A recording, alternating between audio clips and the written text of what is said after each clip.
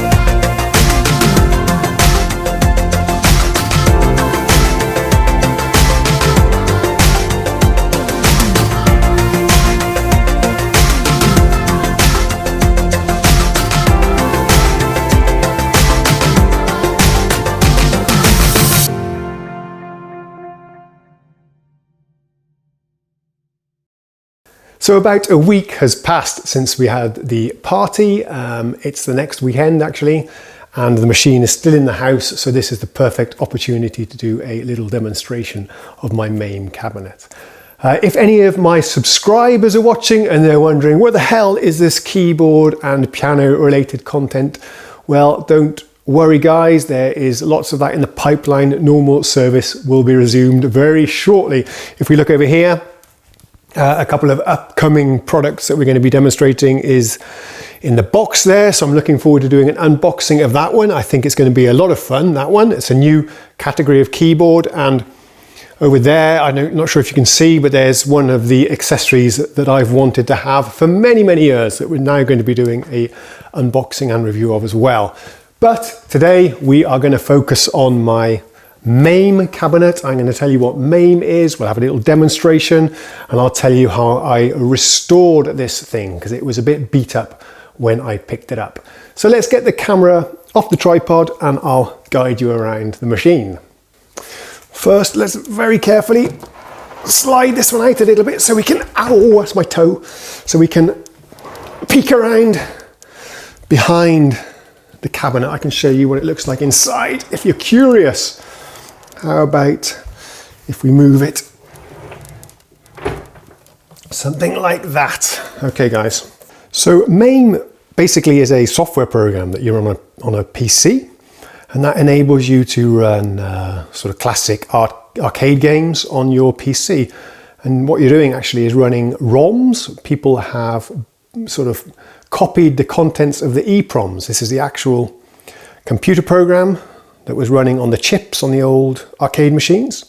People burn that to a little file that's called a ROM, and then you can load it onto the emulator. And so what you are actually running is the exact same source code, the program that was running on the original Space Invaders or Pac-Man or Donkey Kong or whatever it might be. So if we go around to the back, what you can see, there we go, is a PC. This is one of my old PCs that is too slow to do any web browsing or watching HD videos or anything like that, but it's perfect for running MAME. Remember, a lot of these games are sort of 30 years old now, very, very small, and they don't take a lot of resources to run, even when you're putting them through the emulator. Maybe I should mention MAME, M-A-M-E, stands for Multiple Arcade Machine Emulator. What else have we got? You're looking at the back of the coin door there with the original sort of coin validation collection thingy. Coin counter, I'm not sure what they're called. But that's disabled now anyway, but you just press a button to insert a credit. There's a speaker down there, that's a Cambridge audio something or another. A few bits and bobs. So the history of this thing is quite interesting. I bought it from an arcade collector that was, well actually he's a pinball collector, but he had a couple of arcade machines. So I reached out to him and asked him if he had anything that would be suitable for converting to MAME, and this one was at the back of his storage area. Now when I got it, it was quite beat up. This is from the 80s, I do believe, this cabinet, and it was a Swedish manufactured cabinet, and I have no idea what game it was running when it was new. When I picked it up from this arcade collector guy called Dan, and previously it had been converted to some horrendous fruit machine, poker machine, illegal gambling device. This is quite interesting. The laws in Sweden are very tough on sort of gambling machines. It's all very, very strictly regulated. But people got around that in the 80s and 90s, I think the 90s, by converting these old machines to run sort of gambling software. And you'd put your money in, and then if you won a prize, I think you'd go and get the staff behind the bar or the pizzeria or wherever it might be, and you'd show them your score, and then they'd give you a bit of money under the counter. I think that's how it worked. I'm not quite sure, because this thing obviously doesn't have any payout coin dispenser or bill dispenser or anything. But I think it was all done sort of on the side, and it was all quite illegal. But a lot of the machines, the arcade machines in Sweden, were converted into gambling machines, which is a bit sad, but there you go. And that's what this one was when I picked it up. And it was a bit bashed up. There's a big chunk missing here that I had to rebuild with wood and Bondo. If there's any pictures on my hard disk, I'll put them into the video roughly about here. Let's see, the control panel, of course, was a complete mess. I've got a picture of that as well. It had been converted into some kind of slot machine, buttons for holding and whatnot, but it was all completely broken. We also have installed a flat screen LCD, which is a bit controversial, but as far as I'm concerned, it's easier to connect to the PC. I don't want to be messing around with these high voltage CRT tube things. I have no knowledge of those, but I can hook up a PC monitor. And I like the fact that the games look better today on this than they ever did originally. I mean, the colors are better and the contrast is crisper, and it's just a better picture. And it doesn't look too pixelated on the monitor either. We can take a look at that in a second. So let's fire this thing up, shall we, and have a little demonstration. Okay. Let's power it on. The way I do that is to open up the coin door, and then we press the button on the PC here, just like that. There we go. I have some LEDs here for the coin slots, which is kind of nice, so they glow. Of course, the marquee lights up. I did put some LED strips on the back here, so that when this is up against the wall, it makes the wall glow in a very, very nice way. Unfortunately, only half of these are lighting up, so that's a problem I do need to address. I think it's because I'm powering it from the old PC. Actually, I've just tapped into the power supply on the PC for 12 volts there, and that's probably not quite supplying enough amps. There's also the same thing. We got some strips inside so that when you power it on, it all lights up inside, but that's obviously, ooh, see that? It's obviously not working very well either. I think just the voltage is a little bit too low for them to kick on. Let's take a look at the PC. You can see it's just your regular Windows desktop. So let's kick off MAME here. Now then, it has a very basic graphical interface. Well, actually it's not really graphical, is it? It's text-based. But this is the interface I find myself using the most. It's very quick to use.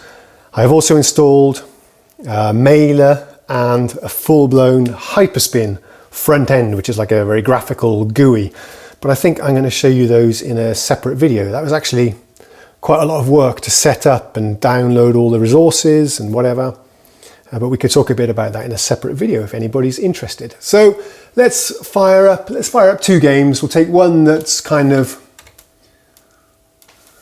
it's called Puckman, which is the ROM name for Pac-Man, of course. So I'll show you just like a vertical game.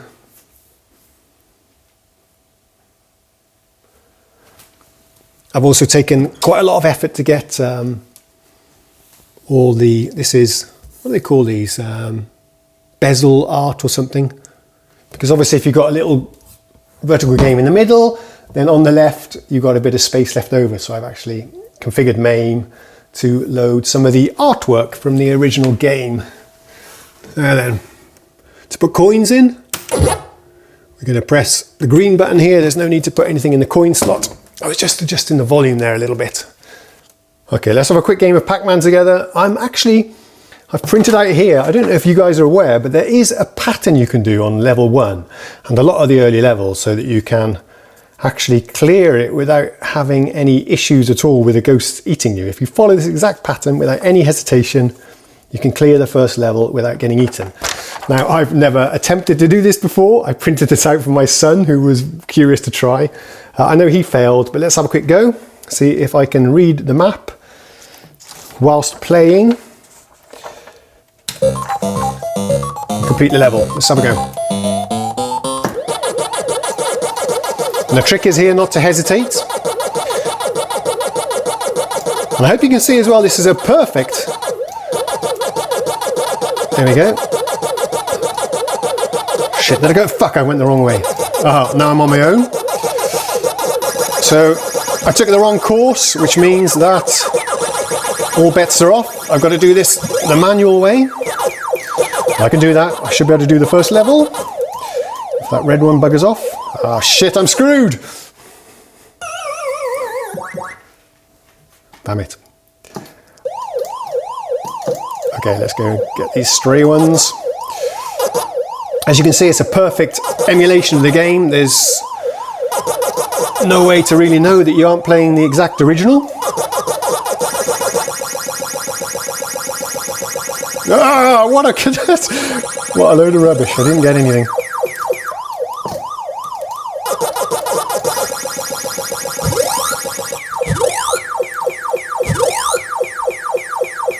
That's more like it.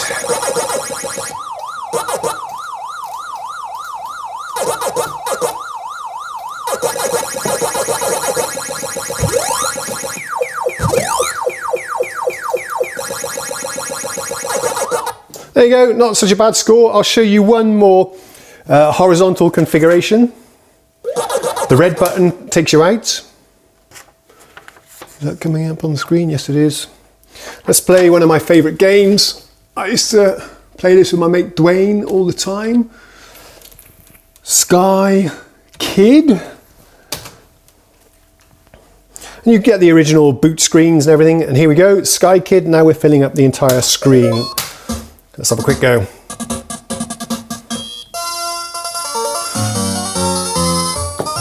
This is an awesome game, by the way, guys. It's a bit like kind of Scramble or Defender, but with a World War I theme, I guess. Very similar to Scramble, isn't it? You have to pick up a bomb. And then we have to bomb the ship. Oh, shit! Oh, damn. Okay, you don't want to fly quite this low. Let's try again. I don't think I get the chance to pick up the bomb again, I'm not sure. Just the graphics on this thing, the colours and the music is so epic. I love it.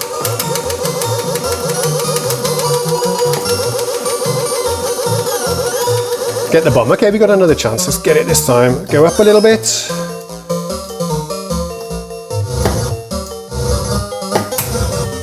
Wow, that was rubbish. If you get hit, you just have to pummel the keyboard. Let's go down.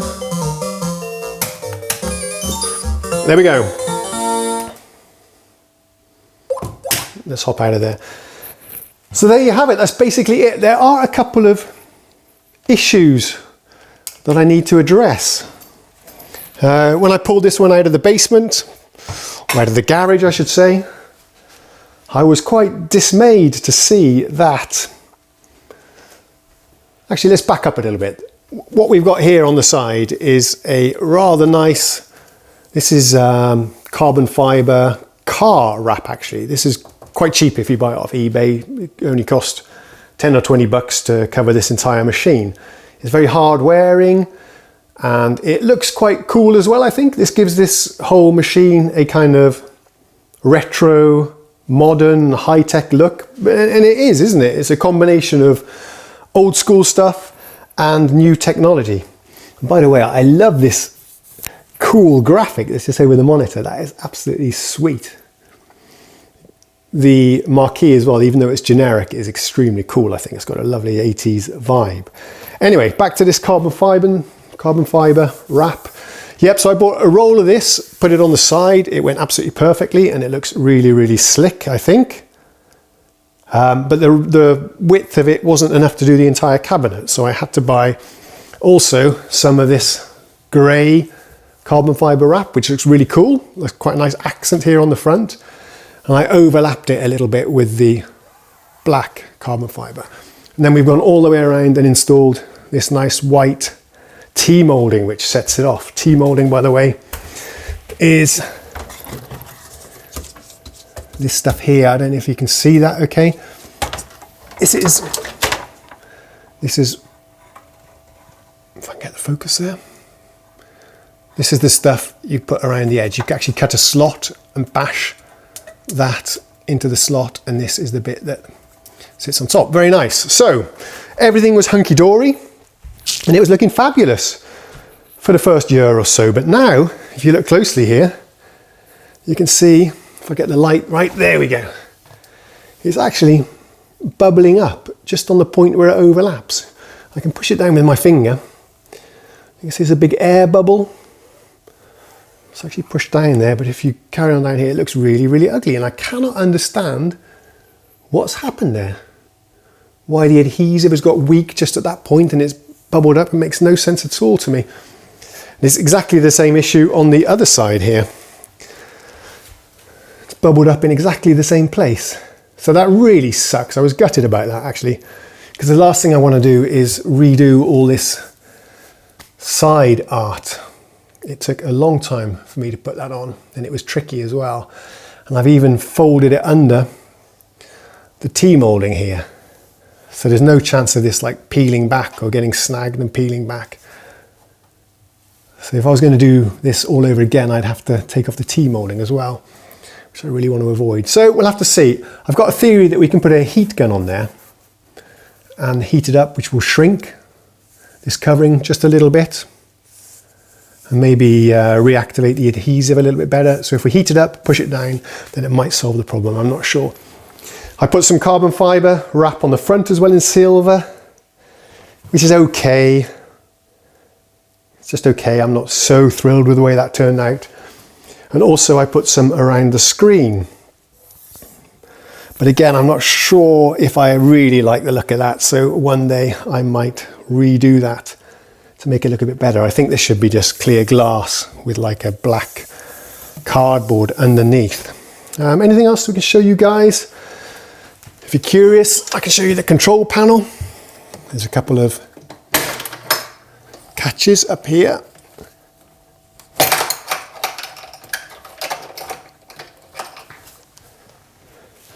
Let's put the camera back on the tripod for you. So yeah, it's possible to remove this. There we go. Like so.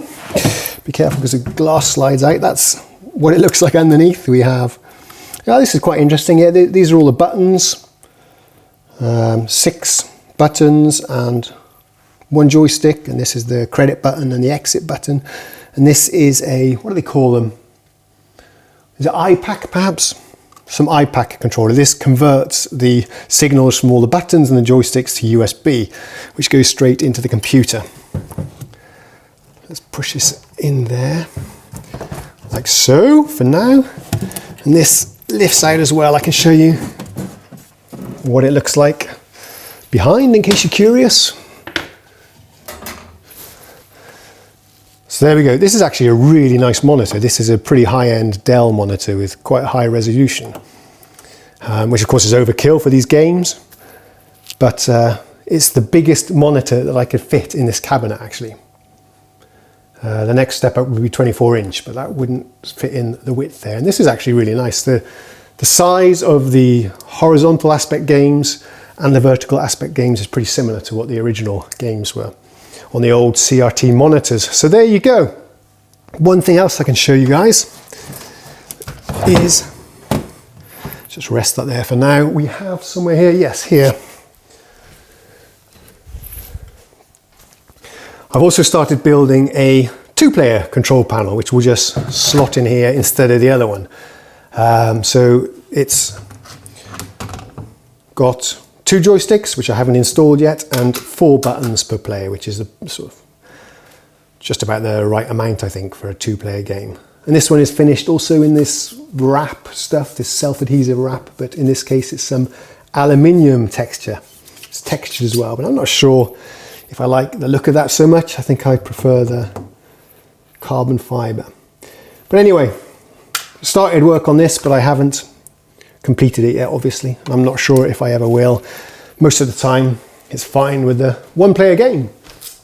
Okay, so I hope that was somewhat interesting. Join me again soon where we'll try and fix the lights on the back and the inside of the cabinet, and also see if we can fix this self-adhesive wrap on the side that's bubbling up.